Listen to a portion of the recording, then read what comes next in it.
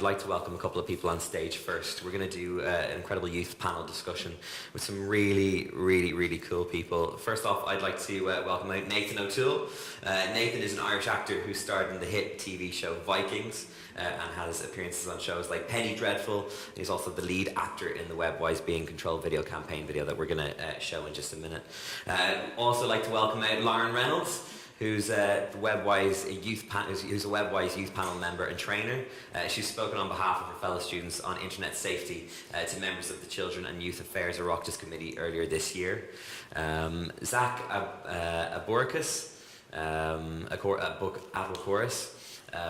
he is a Webwise youth panel member and trainer, also member of ISSU, and Ayman Mohammed Elser as well, who is a Webwise youth panel member and trainer. He's participated in a government open policy debate on internet safety earlier this year. Sharing her views on internet safety for young people. Apologies. Please welcome them all to the stage.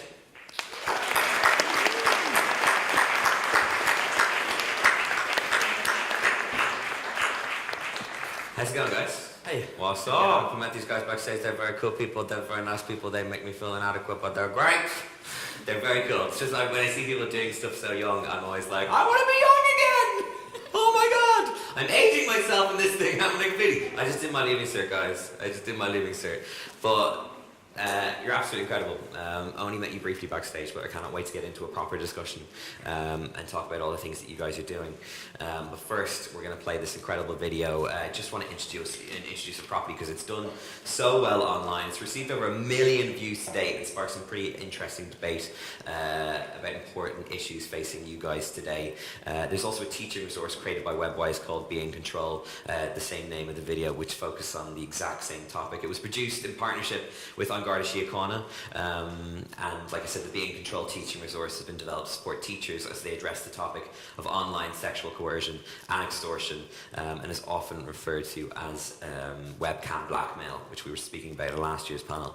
It contains 3 lesson plans, an informative pack for school leaders, and will be supported by Garda Schools Talk as well. The Be in Control resource aims to help students in post-primary schools understand that online sexual coercion and extortion of children is a crime, and to raise awareness of safe online communication and promote seeking help and reporting incidents as they happen. So let's take a look at it.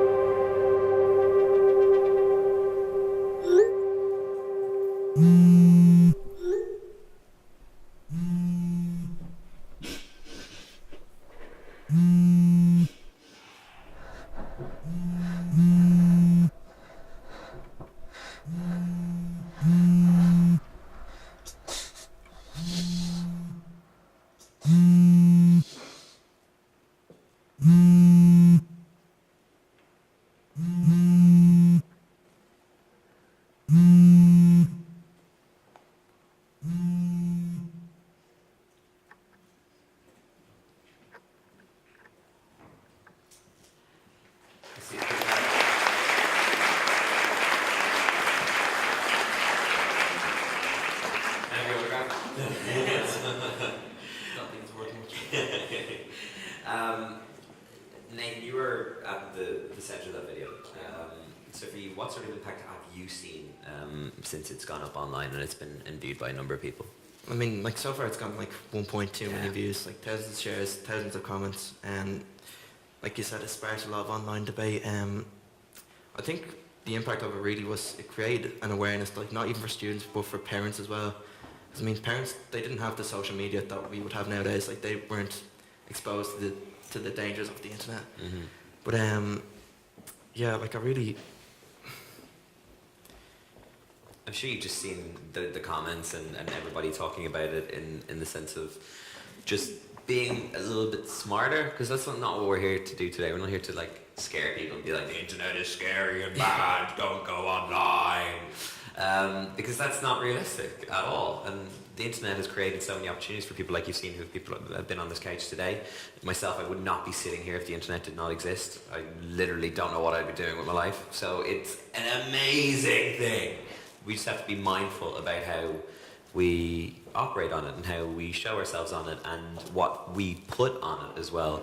I spoke about this last year, but I had a situation where when I was a teenager, not the greatest photo of myself went up online, and I shared it with someone, and they had kind of bullied me into sending it to them, and it went up online, and I had to damage control that, and thankfully it was all those years ago and not many people were online at the time, and nobody really saw it, and I was able to bury it and get rid of it. But it was scary, and it really taught me a lesson about how much I gave away, not even on a feed, not on like a Twitter feed, but in a message to someone, which you consider to be such a private thing, but then all of a sudden that can be the most public thing out of nowhere. And it's just about being mindful, I guess, about that in many ways. We were talking about, looking at other people and, comparing ourselves to them, Lauren, but self-esteem becomes so involved with our online presence in so many ways. How would you guys think you would manage that appropriately and not allow yourself to really place all your worth in your online numbers, presence and likes and all that sort of stuff? Yeah, I suppose it is kind of an issue that the previous generations wouldn't have been affected by, because obviously like we've been thrown into the deep end, we're the ones living through it. And you go through your Instagrams and all your different feeds and you see these people living these glamorous lifestyles, but so many people, that's their way of living now. They're paid to put on this like facade of this lavish luxury, and like it's not the reality. And I think that's the thing, is people get so caught up because they see these photoshopped and these filtered pictures and they see only the positives, because that's a big issue with the internet, is people tend only to post the positives and like the highlights of their life, not so much like the negative aspects, which is the truth. So I suppose it is that whole thing of knowing yourself and having that control and like limiting yourself as well, limiting what you post. Not everything has to be shared on the internet. Like don't take the social out of social media.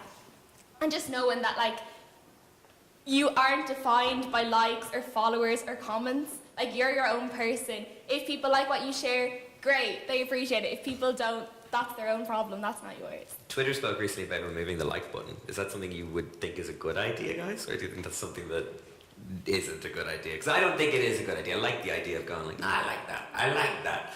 But they spoke there recently about 2 weeks ago and said that they might get rid of it because they think that it negatively impacts on people's reason for posting and reason for, I guess, starting conversation or putting stuff about themselves up online. Would you keep it or would you get rid of it? Yeah, you keep it. Yeah. What would be your reasoning for that? I think you would keep it because, again, it's just, like if you get rid of it, where is the positive of social media? When you post an idea, you want to get some sort of feedback, whether it is negative or positive. So if you keep the like button, people can like your post on whatever it is. People can say, hey, I like what you're talking about. This idea is really interesting. And you can just have that positive connection with people online, because that's one of the reasons why people got drawn to Twitter and Instagram, because you can make friends from across the world just by someone liking your post and commenting on it. And that's the thing, we talk about even it feeling that it's a hollow exchange, liking something, but also no, it can give you a bit of self-esteem and it can make you feel good about yourself, and that's not bad. It's not bad to go, oh my god, I got 200 likes on this, I feel great. not trying to say that that's even a bad thing, because it's a nice thing. It is nice to know, oh, you know, Sarah liked my photo. Oh, thanks, Sarah. Like, those things are nice sort of things to happen, but at the same time, it's just about knowing that there is that sense of hollowness to it as well, and you shouldn't base all your self-worth and all your confidence and everything else of who you are on what people think of you online or how they react with you online in that way. Is it Eiman or Eiman? Eiman. I'm always awful with names. I can hardly say my own name as well at the same time. Stephen. You participated in the Safer Internet Day Ambassador Training Program and got to attend a whole training day on Facebook, which is class. I've been on Facebook, it's amazing. Tell us what that involved, actually. So that was basically a day where the goal was that everyone comes out of that room inspired about and brought lots of awareness about the problems that you would have online, whether it is cyberbullying or your privacy or your rights online, or even about your inner circle and who you do share posts with and whatnot. And that day was basically where people would come together and we played lots of activities about that awareness, and then you would go home back to your school and you would say, we're running a campaign for Safer Internet Day, 5th of February. Mm-hmm. And it's an amazing day with an amazing initiative. If you haven't heard of it, do look into it. So 5th of February, Safer Internet Day, where schools around Ireland would run a campaign on online safety, and they would say maybe the main focus for this year will be cyberbullying, because that's a big problem in our school. And from the training program in Facebook and the one that will be happening this year in Google, we would be able to spark more ideas and just collaborate with all people from around Ireland, young people. Amazing. And was there something that stood out on that day for you? That one thing that kind of made you go, oh yeah, that's something I'm going to adopt or something I'm going to take with me? I think one of the things was I didn't realize how schools can be affected by the internet. Mm-hmm. Like, for example, one of the groups, we got divided into groups of 10, and one of the girls I was with on my group, she said that last year there was a really big thing on sexting, and that a photo got around to the whole entire school of a photo of one of the girls, and she said the main focus she wants it to be for Safer Internet Day in her school would be something about sexting and be in control campaign of what you do and what you don't share. Mm-hmm. And one of those things where I found very interesting, where we got to collaborate and everyone got to pitch in ideas on what they could help her with on her campaign, even though we're not actually going to be there, and I found that really cool. That's really, really cool. Zak, you are a member of ISSU and we're one of the initial members of the Webwise Youth Leadership and Training Program. What does the program involve? So basically, if you look at our Facebook or social media, you'll see all the details there. So you'll apply to become a SID trainer, so a Safer Internet Day trainer. Then you'll come and see our beautiful faces in Google. In January at some point, where we will break you up into small groups and we'll do loads of different activities with you. So as Eiman already mentioned, we'll do stuff on FOMO. One that I found really impactful was the reach that your post can get. So we basically just explained to everybody that if you multiply it by about 1 million people can see your post if you have about 300 friends. So it's just extremely mental how fast your post can spread and how quickly it can get out there. But it's 100% an amazing opportunity. None of us would be up here today if we didn't get involved, so I'd urge you to get involved as soon as possible. Because it's what I love about you guys. Like, we're talking about a topic here that we're trying to stress that isn't us being like, ooh, scary internet. You guys are so positive when you speak about it. You're just like, this is great. We're talking about just being safe and all this, which is just amazing to see, because sometimes when you think about your parents telling you about being safer online or being mindful about what you're doing, you see them being like, there's like the Mean Girls quote, but in a different way. It's kind of like, if you go on the internet, this will happen and you will die. It's literally, no. There's so many amazing things, but it's just about being careful and safe about what you do. Stunning. Thank you so much for having a chat with us, guys. You all are inspirations for a number of people in this room about just getting involved and taking care of your own presence online and everything else in between. And also just being a superstar. He is a superstar. Get your photos with him. He's a very talented man. Indeed. Thank you so much, guys. Give a massive round of applause.